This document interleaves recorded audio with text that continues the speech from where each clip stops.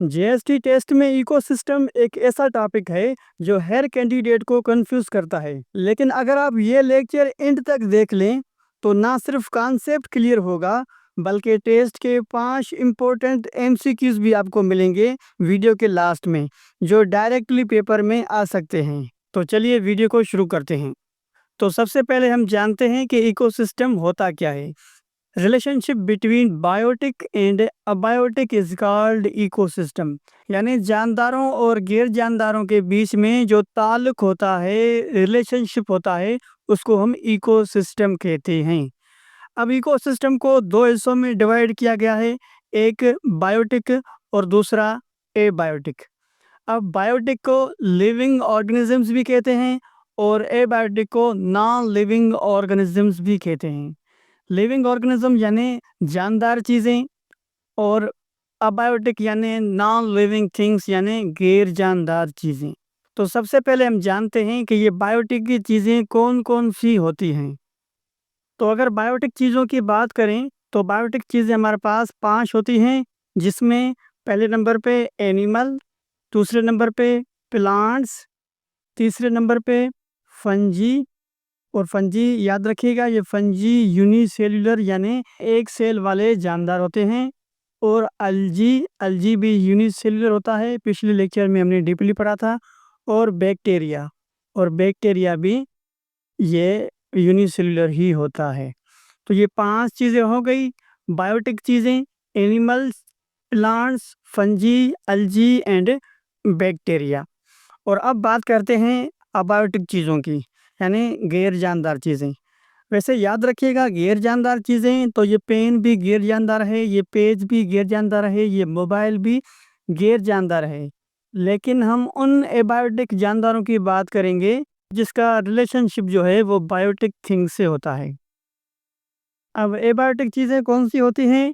जिसमें वाटर आ जाता है यानी पानी, एयर आ जाता है यानी हवा, टेम्परेचर आ जाता है यानी दर्जा हरारत, सनलाइट आ जाता है यानी सूरज की रोशनी, और स्वेल यानी ज़मीन आ जाती है।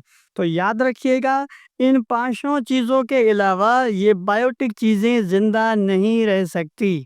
जैसा कि फोटोसिंथेसिस वाले चैप्टर में मैंने आपको डीपली बताया था कि कोई भी जानदार चीज़ गैर जानदार चीज़ यानी बेजानदार चीज़ के अलावा ज़िंदा नहीं रह सकती। ठीक हो गया? यानी एबायोटिक के अलावा बायोटिक चीज़ें नहीं रह सकती। कैसे? देखिए, अगर वाटर यानी पानी नहीं होगा तो कोई भी जानदार चीज़ इनमें से ज़िंदा नहीं रह सकती।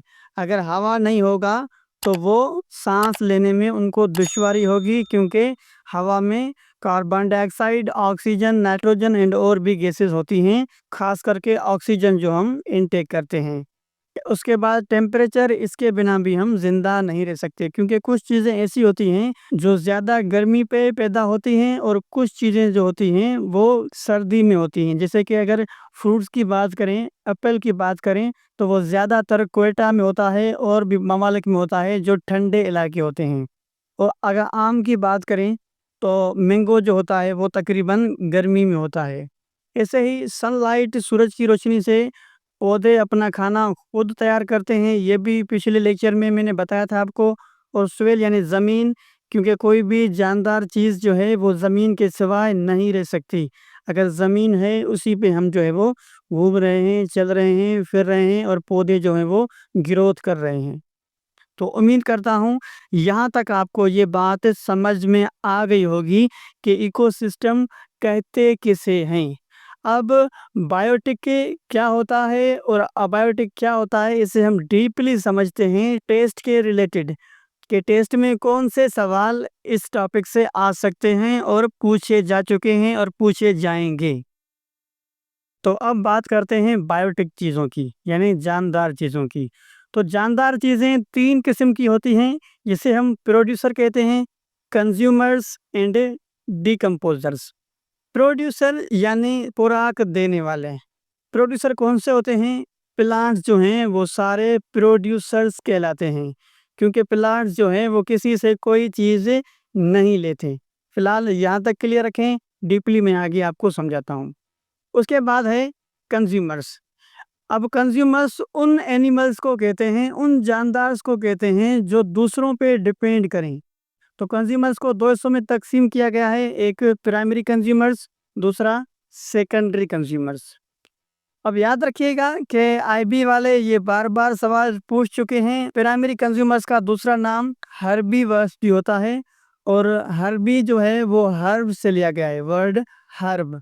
हर्ब जो है वो घास को कहते हैं, यानी घास खाने वाले जानदार। इसको प्राइमरी कंज्यूमर्स भी कहते हैं और हर्बीवर्स भी कहते हैं, यानी वो जानदार जो घास खाते हैं, जैसे कि काऊ यानी गाय, शीप, ये दोनों जो हैं वो प्राइमरी कंज्यूमर्स या हर्बीवर्स होती हैं, क्योंकि ये प्लांट्स को खाते हैं। ठीक हो गया। अब दूसरा है सेकेंडरी कंज्यूमर्स। सेकेंडरी कंज्यूमर्स उसको कहते हैं जो प्राइमरी कंज्यूमर्स को खाते हैं, यानी जो उन जानदारों को खाते हैं जो जानदार घास खाते हैं, और इनका दूसरा नाम कार्निवर्स भी होता है। तो आपने इनके नेम्स को दिमाग में रखना है, दोनों नेम्स को। आईबी वाले ये नेम भी पूछ सकते हैं और ये भी पूछ सकते हैं। तो कार्निवर्स क्या होते हैं? ऐसे जानदार जो गोश्त खोर हो, यानी जो गोश्त खाते हो, जैसे लायन यानी शेर, केट यानी बिल्ली, ये दोनों गोश्त खाते हैं। अब ये बड़ी बात छोटे अल्फाज में अगर मैं कहूँ तो इस टॉपिक का दूसरा नाम भी होता है जिसे हम फूड चेन कहते हैं। यानी जो प्राइमरी कंज्यूमर्स हैं वो प्लांट्स को खाते हैं, और जो सेकेंडरी कंज्यूमर्स हैं वो प्राइमरी कंज्यूमर्स को खाते हैं। ठीक है। अब इसे ऐसे भी कह सकते हैं कि जो हर्बीवर्स हैं वो प्लांट्स को खाते हैं, और जो कार्निवर्स हैं वो हर्बीवर्स को खाते हैं।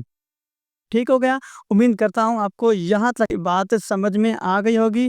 अगर समझ में नहीं आई तो वीडियो को 10-15 सेकंड पीछे करके दोबारा सुन लें, क्योंकि ये बात अगर आपको समझ में आ गई तो आगे वाली सारी बातें आपको समझ में आ जाएंगी और आप एमसीक्यूज भी हल कर पाएंगे। और उसके बाद नंबर तीसरा होता है डिकम्पोजर्स। डिकम्पोजर्स ये ऐसे जानदार होते हैं जो बचा हुआ सड़ा हुआ खाना खाते हैं, और वो क्या होते हैं, कैसे होते हैं, उसको मैं बाद में आपको बताता हूँ डीपली। लेकिन उससे पहले एक एमसीक्यूज जो हर बार आईबी वाले टेस्ट में पूछते हैं वो भी आपको क्लियर करवाता हूँ। इंशाल्लाह मैं कोशिश करता हूँ कि आपको सारा कॉन्सेप्ट एक ही वीडियो में क्लियर करवाऊँ, ताकि दूसरी वीडियो आपको देखने की कोई ज़रूरत ना पड़े। अब देखें, एक और एनिमल का काइंड होता है जिसे हम ओमनीवर्स कहते हैं। अब एक इंग्लिश में कहावत है, गॉड इज ओमनी, यानी खुदा हर हंद हाजिर है, हर हंद मौजूद है। ओमनी यानी हर चीज़ खाने वाला, यानी जो गोश्त भी खाए, घास भी खाए, और जो चीज़ आए उसे खा जाए, तो उसे ओमनीवर्स कहते हैं। अब ओमनीवर्स कौन से जानदार होते हैं? ह्यूमंस यानी इंसान जो होते हैं वो ओमनीवर्स होते हैं, और क्राउ यानी कौवा, ये जो होता है वो भी ओमनीवर्स में आता है, क्योंकि ये क्राउ जो होता है वो सब कुछ खाता है, घास भी खाता है, गोश्त भी खाता है, और ये बच्चों से जो है वो बिस्किट भी चुरा के ले जाता है। मतलब ऐसा जोक मैंने कहा, लेकिन क्राउ भी जो है वो ओमनीवर्स में शामिल होता है। ठीक है। उम्मीद करता हूँ यहाँ तक आपका कॉन्सेप्ट क्लियर हो गया होगा कि producers, consumers, primary consumer, secondary consumer and Omniverse, ये आपके तीनों जो है वो पार्ट क्लियर हो गए होंगे। अब बात करते हैं डिकम्पोजर्स की। तो याद रखिएगा, डिकम्पोजर्स ऐसे जानदार होते हैं जो बचे हुए, सड़े हुए और गले हुए खाने को खाते हैं, यानी जो भी वेस्ट मटेरियल्स होते हैं, वेस्ट खाना होता है, उस पे डिपेंडेंट होते हैं जी। अब सबसे पहले जानते हैं कि ये डिकम्पोजर्स होते कौन कौन से हैं। तो उसमें फंजी, अल्जी एंड बैक्टीरिया, इसे हम डिकम्पोजर्स कहते हैं।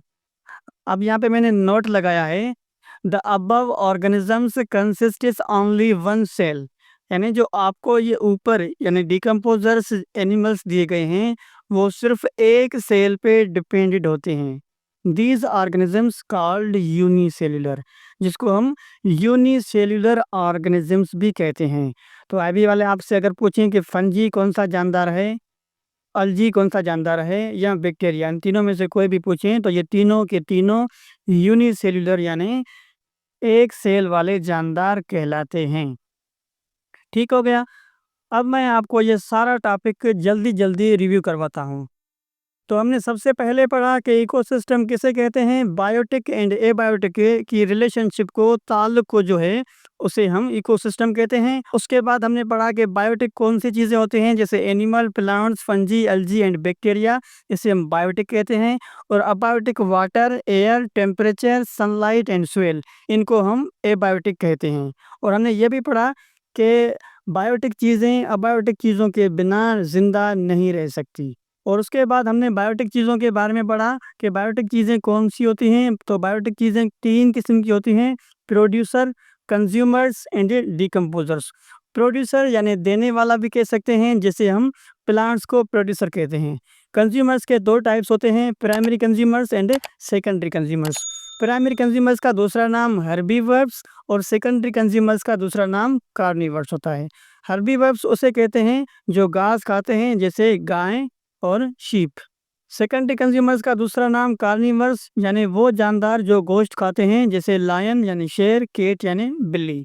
और उसके बाद तीसरा जानदार का किस्म हमने पढ़ा ओमनीवर्स।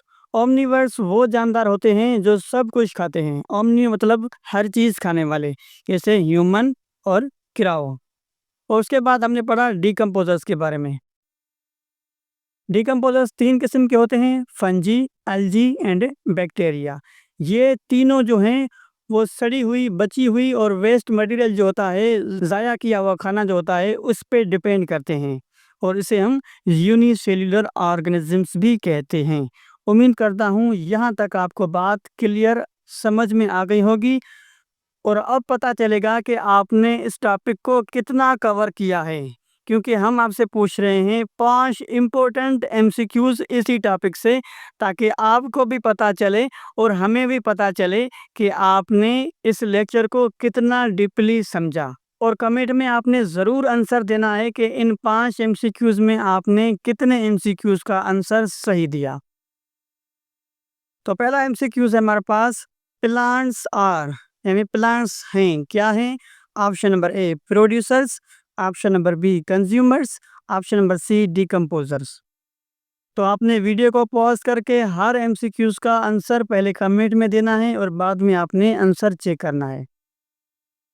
तो हमने पढ़ा कि प्लांट्स क्या होते हैं, option number A is correct, producers होते हैं। दूसरा एमसीक्यूज है, the animals which eat only plants are called, यानी वो जानदार जो सिर्फ प्लांट्स को खाते हैं उसे हम क्या कहते हैं? Option number A omnivores, option number B carnivores, option number C herbivores. तो यहाँ पे option number C is correct, herbivores. उसके बाद एमसीक्यूज नंबर 3 है, there are non living components, यानी यहाँ पे आपको बेजान चीज़ें बतानी है कि कौन सी हैं। Option number A natural, option number B abiotic, option number C biotic. तो याद रखिएगा यहाँ पे बायोटिक तो नहीं होगा क्योंकि जानदार होता है, और नेचुरल में दोनों चीज़ें आ जाती हैं, बायोटिक भी और अबायोटिक भी। तो ऑप्शन नंबर बी यहाँ पे करेक्ट होगा, अबायोटिक। एमसीक्यूज नंबर 4 है, प्लांट्स नीड सनलाइट फॉर, यानी पौधों को रोशनी की ज़रूरत होती है कि वो क्या कर सकें। Option number A respiration, option number B photosynthesis, option number C oxidation. तो सनलाइट की मौजूदगी में पिछले लेक्चर में मैंने बताया था कि पौधे फोटोसिंथेसिस का अमल करते हैं, यानी option number B is correct. MCQ number 5 है, which of the following is carnivores, यानी नीचे जो आपको जानदार दिए गए हैं इनमें से कौन सा जानदार कार्निवर्स है? Option number A crows, option number B cows, option number C tigers. तो इसका आंसर आपने कमेंट में देना है ताकि हमें पता चले कि आपने इस कॉन्सेप्ट को कितना क्लियर किया है और आपने इन कॉन्सेप्ट को कितना समझा है, ताकि हमें भी पता चले कि आप किस तरह प्रिपरेशन कर रहे हैं और हमें आगे कौन सा टॉपिक क्लियर करवाना चाहिए अगर आपका ये टॉपिक क्लियर हो चुका है तो। तो उम्मीद है आपको ये वीडियो पसंद आई होगी। अगर वीडियो पसंद आए तो वीडियो को लाइक करें, दोस्तों के साथ शेयर करें और हमारे चैनल को ज़रूर भी सब्सक्राइब करें। तो मिलते हैं एक और ज़बरदस्त वीडियो में, तब तक के लिए अपना बहुत सारा ख्याल रखिएगा और मुझे दुआ में याद रखिएगा। अल्लाह हाफ़िज़।